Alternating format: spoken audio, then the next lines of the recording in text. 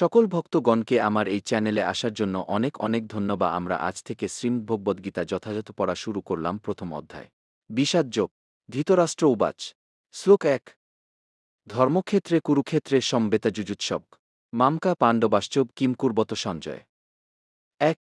অনুবাদ। ধৃতরাষ্ট্র বললেন, হে সঞ্জয়, ধর্মক্ষেত্র কুরুক্ষেত্রে যুদ্ধ করার মানসে সমবেত হয়ে আমার পুত্রেরা এবং পাণ্ডুর পুত্রেরা কি করল? তাৎপর্য। শ্রীমদ্ভগবদ্গীতা বহুপঠিত ভগবতত্ত্ববিজ্ঞান, যার সারমর্ম গীতামাহাত্ম্যে বর্ণিত হয়েছে। সেখানে বলা হয়েছে যে ভগবদ্গীতা পাঠ করতে হয় ভগবতত্ত্বদর্শী কৃষ্ণভক্তের তত্ত্বাবধানে পুঙ্খানুপুঙ্খভাবে বিশ্লেষণ করার মাধ্যমে এবং ব্যক্তিগত উদ্দেশ্যপ্রণোদিত ব্যাখ্যাসমূহ বর্জনপূর্বক তা হৃদয়ঙ্গম করার চেষ্টা করা উচিত। যথাযথ হৃদয়ঙ্গমের দৃষ্টান্তটি ভগবদ্গীতাতেই প্রদান করা হয়েছে অর্জুনের মাধ্যমে, যিনি স্বয়ং ভগবানের কাছ থেকে সরাসরিভাবে গীতা শ্রবণ করার পর তা হৃদয়ঙ্গম করেছিলেন। যদি কেউ গুরুপরম্পরার ধারায় উদ্দেশ্যপ্রণোদিত ব্যাখ্যা বর্জন করে ভগবদ্গীতা হৃদয়ঙ্গম করবার সৌভাগ্য অর্জন করেন, তাহলে তিনি সমস্ত বৈদিক জ্ঞান এবং পৃথিবীর সব রকমের শাস্ত্রসমূহ অধ্যয়নের স্তর অতিক্রম করেন। ভগবদ্গীতা পড়ার সময় আমরা দেখি অন্য সমস্ত শাস্ত্রে যা কিছু আছে তা সবই ভগবদ্গীতায় আছে। উপরন্ত ভগবদ্গীতায় এমন অনেক তত্ত্ব আছে যা আর কোথাও নেই। এটিই গীতার বিশেষ মাহাত্ম্য। গীতা হচ্ছে পরম তত্ত্বদর্শন, কারণ পরমেশ্বর ভগবান শ্রীকৃষ্ণ নিজে এই জ্ঞান দান করে গেছেন।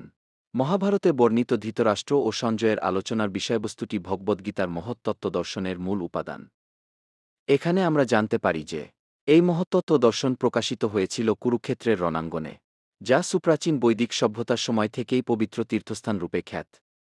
ভগবান যখন মানুষের উদ্ধারের জন্য স্বয়ং এই পৃথিবীতে অবতরণ করেছিলেন, তখন তিনি পরম তত্ত্ব সমন্বিত এই গীতা দান করেন।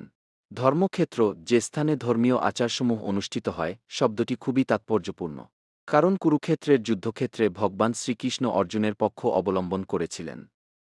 কৌরবদের পিতা ধৃতরাষ্ট্র তার পুত্রদের চূড়ান্ত জয়ের সম্ভাবনা সম্বন্ধে অত্যন্ত সন্দিগ্ধ ছিলেন। তাই দ্বিধাগ্রস্ত চিত্তে তিনি তার সচিব সঞ্জয়ের কাছে জানতে চাইলেন তারা কি করল। তিনি নিশ্চিত ছিলেন যে তার পুত্রেরা ও তার কনিষ্ঠ ভ্রাতা পাণ্ডুর পুত্রেরা কুরুক্ষেত্রের ভূমিতে যুদ্ধ করবার মানসেই সমবেত হয়েছে। তবুও তার অনুসন্ধানটি ছিল তাৎপর্যপূর্ণ। তিনি চাননি যে পাণ্ডব ও কৌরবদের মধ্যে কোনো আপস-মীমাংসা হোক। তিনি আশা করেছিলেন যে যুদ্ধে তার পুত্রদের ভাগ্য সুনিশ্চিত হোক। যেহেতু এই যুদ্ধের আয়োজন হয়েছিল কুরুক্ষেত্রে, যাকে বেদে আরাধনার ক্ষেত্র বলে উল্লেখ করা হয়েছে, এমনকি দেবতাদের জন্যও, তাই ধৃতরাষ্ট্র এই যুদ্ধের ফলাফলের উপর এই পবিত্র স্থানের প্রভাব সম্বন্ধে শঙ্কাকুল হয়েছিলেন। তিনি খুব ভালোভাবে জানতেন যে অর্জুন এবং পাণ্ডুর অন্যান্য পুত্রদের উপর এই পবিত্র স্থানের মঙ্গলময় প্রভাব পড়বে, কারণ তারা সকলেই ছিলেন অত্যন্ত ধর্মপরায়ণ। সঞ্জয় ছিলেন ব্যাসদেবের শিষ্য, তাই ব্যাসদেবের আশীর্বাদে তিনি দিব্যদৃষ্টির প্রভাবে ধৃতরাষ্ট্রের ঘরে বসেও কুরুক্ষেত্রের রণাঙ্গন দেখতে পাচ্ছিলেন। আর তাই ধৃতরাষ্ট্র তাকে যুদ্ধক্ষেত্রের পরিস্থিতি সম্পর্কে জিজ্ঞাসা করেন। পাণ্ডবেরা এবং ধৃতরাষ্ট্রের পুত্রেরা ছিলেন একই পরিবারভুক্ত, কিন্তু ধৃতরাষ্ট্রের মনোভাব এখানে প্রকাশ পেয়েছে।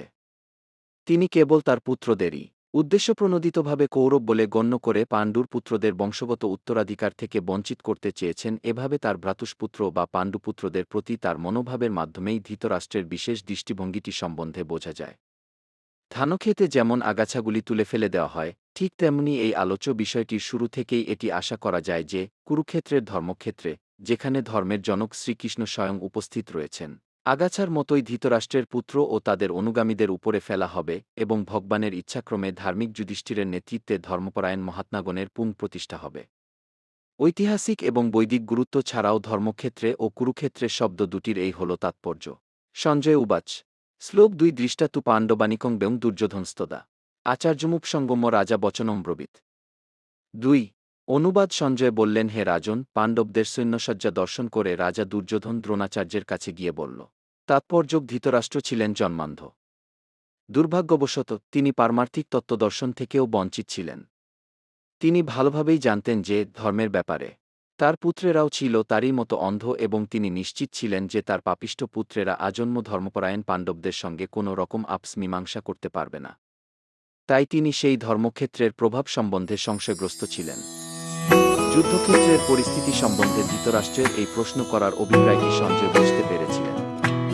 তাই তিনি নৈরাশ্যগ্রস্ত রাজাকে আশ্বস্ত করার জন্য বলেছিলেন যে পবিত্র ধর্মক্ষেত্রের প্রভাবের ফলে তার পুত্রেরা পাণ্ডবদের সঙ্গে কোনো রকম আপস-মীমাংসা করবে না। সঞ্জয় তাই রাজাকে অবহিত করলেন যে তার পুত্র দুর্যোধন পাণ্ডবদের সৈন্যসজ্জা দর্শন করে তৎক্ষণাৎ সেনাপতি দ্রোণাচার্যের কাছে উপস্থিত হল প্রকৃত অবস্থা সম্বন্ধে জানানোর জন্য। দুর্যোধনকে যদিও রাজা বলা হয়েছে, তবুও সেই সংকটময় অবস্থায় তাকে তার সেনাপতির কাছে যেতে হয়েছিল। তাই একজন রাজনীতিবিদ হিসাবে সে যথেষ্টই পারদর্শী ছিল। কিন্তু পাণ্ডবদের সৈন্যসজ্জা দেখে দুর্যোধনের মনে যে ভয়ের সঞ্চার হয়েছিল তা সে তার কূটনীতির ছদ্ম আবরণে ঢেকে রাখতে পারে। সমস্ত ভক্তগণকে অনেক অনেক ধন্যবাদ আমার এই ভিডিওটি এতক্ষণ দেখার এবং শোনার জন্য। পরবর্তী অধ্যায় ও পরবর্তী শ্লোক আপনারা পরবর্তী ভিডিওগুলিতে দেখতে এবং শুনতে পাবেন।